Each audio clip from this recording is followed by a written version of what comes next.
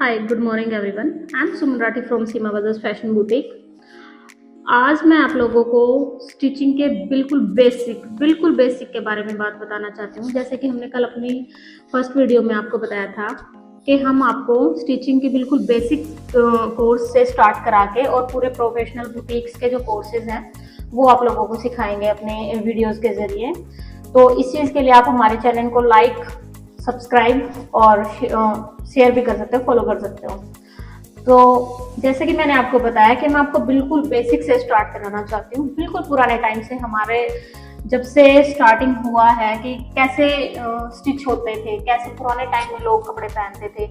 आदि मानव के टाइम से अगर बात को स्टार्ट किया जाए तो वो लोग किस तरीके से स्टिच करते थे, कैसे वो पहनते थे। कितना पुराना हमारा इतिहास है स्टिचिंग को लेकर, उसके कितना पुराना इतिहास है हमारा स्टिचिंग को लेकर, इस बारे में मैं आपको बात बताना चाहती हूँ कि जैसे आदि मानव के टाइम से जब हमारे ये लोग सुइयाँ बनाते थे तो हड्डियों से सुइयाँ बनाते थे। हड्डियों से सुई बना के पशु की खाल वगैरह को ये स्टिच करके सुइयों से स्टिच करके उनको पहनते थे। लेकिन जब से 19वीं सेंचुरी से ये सिंगर मशीन की जो स्टार्टिंग हुई है वो 19वीं सेंचुरी से हुई है। तो उसके बाद से मशीन का जो काम है वो बड़े ज़ोरों शोरों से हुआ है। लोगों ने मशीनों को रखना स्टार्ट किया, मशीनों से कपड़े बनाने स्टार्ट किए। लेकिन उसके बीच में भी जो लोहे की सुइयाँ थी, सुइयों से जब कपड़े स्टिच करते थे तो वो एक टाँके लगाते थे। टाँके लगाते हुए स्टिच करके जो वो कपड़े पहनते थे, मैं वहाँ से आप लोगों को स्टार्टिंग में से बताना चाहती हूँ कि जो टाँके उठते हैं, जो स्टिच करते हैं, तो वो कितने प्रकार के टाँके होते हैं, कितने प्रकार की स्टिच एक फैब्रिक के अंदर लगते हैं और उनके क्या क्या नाम होते हैं बेसिकली। तो मैं उन सब के बारे में आपको डीपली बताना चाहती हूँ, बिल्कुल ही ध्यान से सबसे समझिएगा। पहले है इसमें जैसे रनिंग स्टिचिंग। ये रनिंग स्टिचिंग जो होती है ना, ये क्या होता है कि इसमें जैसे कि आप देख रहे हो इसमें कि भाई एक गैप सा बन के आता है हमेशा। ये नीचे से ऊपर आती है और इस तरह से इसमें वर्किंग होती रहती है। तो ये काफ़ी ट्रेडिशनल तरीका है स्टिचिंग करने का। उसके बाद जो स्टिचिंग होती है, इसके बाद जो स्टिचिंग होती है वो बैक स्टिचिंग होती है। बैक स्टिचिंग में क्या होता है कि जैसे ये रनिंग स्टिचिंग से ना थोड़ा सा डिफरेंट होती है। इसमें ना सुई दोबारा वापस बैक में जाती है, जिससे क्या ना स्टिचिंग के बीच में गैप नहीं आता। आप रनिंग स्टिचिंग और बैक स्टिचिंग को देखोगे, दोनों में ना काफ़ी डिफरेंस है। ठीक है, तो और डिफरेंस क्या है वो लुक वाइज भी आपको पता चल रहा है कि क्या क्या डिफरेंस है दोनों में।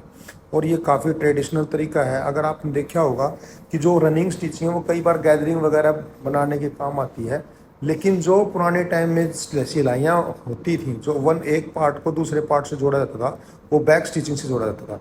फिर उसके बाद आती है स्प्लिट स्टिचिंग। जो स्प्लिट स्टिचिंग होती हैं वो बैक स्टिचिंग की तरह ही होती है, लेकिन उसमें क्या होता है, रेसे के बीच में से सुई निकाली जाती है। जैसे आप देख रहे हो इसमें स्प्लिट स्टिचिंग में ये दो पार्टों को ना अलग अलग कराया जा रहा है कि जैसे धागे के बीच में सुई लगाई जा रही है, जिससे कि धागा दो हिस्सों में डिवाइड होके आ रहा है। स्प्लिट का जो मेन मकसद होता है ना, वो मेन मतलब होता है स्प्लिट का किसी भी पार्ट को अलग अलग कर देना दो हिस्सों में। तो जैसे इसका नाम है स्प्लिट स्टिचिंग, वैसे ही इसका काम है। तो ये भी एक बहुत अच्छा तरीका था सिलाई करने का।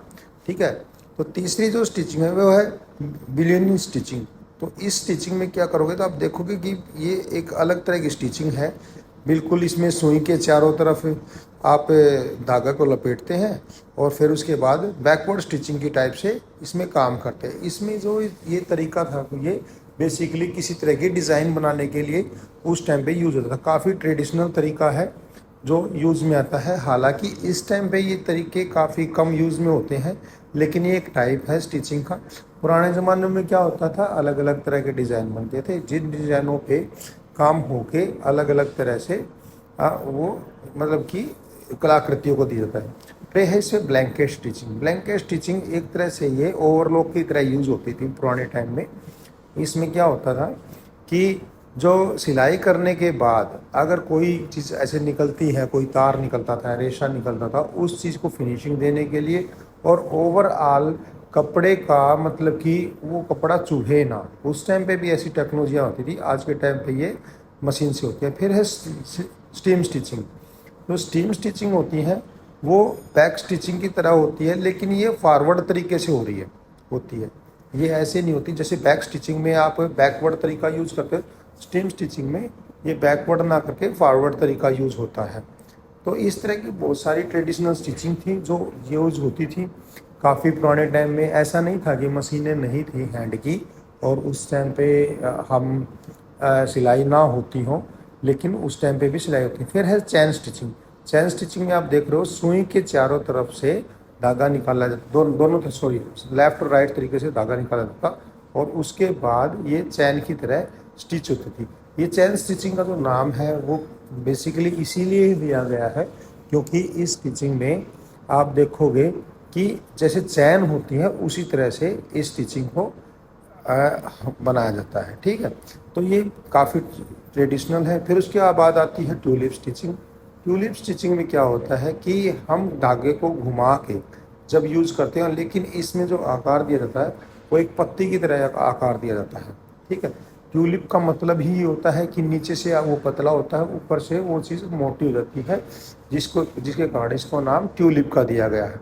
इसमें धागे की कलाकृति देखोगे आप बिल्कुल अलग तरीके से बनाई गई है और ये इसीलिए होती थी कि उस टाइम पे जो स्टिचिंग का जो पैटर्न था वो इतना अच्छा था, ट्रेडिशनल जरूर था, मेहनत काफ़ी थी उस टाइम पे क्योंकि मशीनें वगैरह नहीं थी, लेकिन कलाकृतियों में कोई कमी नहीं थी।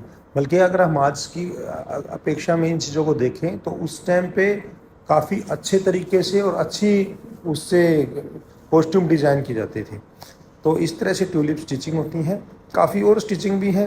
फिर उसके बाद जैसे आप देखोगे सैटिन स्टिचिंग है। सैटिन स्टिचिंग में क्या है, सैटिन स्टिचिंग में क्या है कि ये एक तरह की ऐसी स्टिचिंग होती है जैसे कि आप आई बनाने वगैरह में यूज़ होते हैं। तो इस तरह की स्टिचिंग उस टाइम पे यूज़ होती थी। बेसिकली इसका काम भी डिज़ाइनिंग का ही था कि आप किस तरह से अपना डिज़ाइन को परफेक्ट बना रहे हैं। ठीक है, उसके बाद ऐसे शॉर्ट एंड लॉन्ग स्टिचिंग है, वो मैं अभी थोड़ी देर में आपको जैसे बता ही रहा हूँ कि जैसे शॉर्ट एंड लॉन्ग है, इसमें एक ये सैटिन स्टिचिंग की तरह ही है पूरा, बट इसमें क्या है ना, बीच में भी आप एक वो देते हो। तो इससे क्या होता था, इसमें ना गैप नहीं बनता था, जिससे ना थोड़ी सी फिनिशिंग अच्छी आती थी। और एक तरह से जहाँ पे हमने कोई कलर कम्बिनेशन देना होता था उस टाइम पे, तो उस टाइम पे इस तरह की स्टिचिंग होती थी। बाकी और भी स्टिचिंग्स हैं जो मार्केट में अभी नई मशीनों के द्वारा डेवलप हो चुकी हैं। आगे जैसे कलाकारी बनती गई उस तरह से स्टिचिंग भी डेवलप होती चलेगी।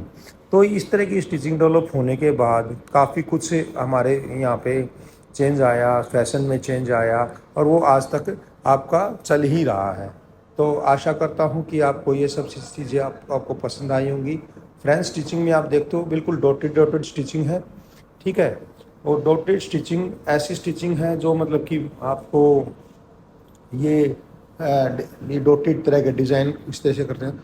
बहुत सारी ऐसी डिज़ाइनिंग है जिसको हम एक्सप्लेन भी नहीं कर पाते, लेकिन सबसे बेस जो हमारा तैयार होता है वो तैयार होता था हमारा बैकवर्ड स्टिचिंग से और फॉरवर्ड और बैकवर्ड स्टिचिंग, रनिंग स्टिचिंग हमारी ऐसी थी जो हमारी बिल्कुल रेगुलर में चलती थी और जिसके कारण हम आगे भी इन कामों को लेते थे। बाकी फूल पत्तियाँ बनती रही है, जो जितनी भी डिजाइनिंग दे रही है एम्ब्रॉयडरी में काम आती है। पता है फैशन के बारे में, गांव वाली लेडीजों को कम पता है। तो बेसिकली हम पूरी प्रॉपर तरीके से स्टिचिंग से लेके, फैशन से लेके, एम्ब्रॉयडरी से लेके, हर तरीके के उनके जो प्रॉब्लम्स हैं कलर कॉम्बिनेशंस को लेके, वो उनकी दूर करना चाहते हैं।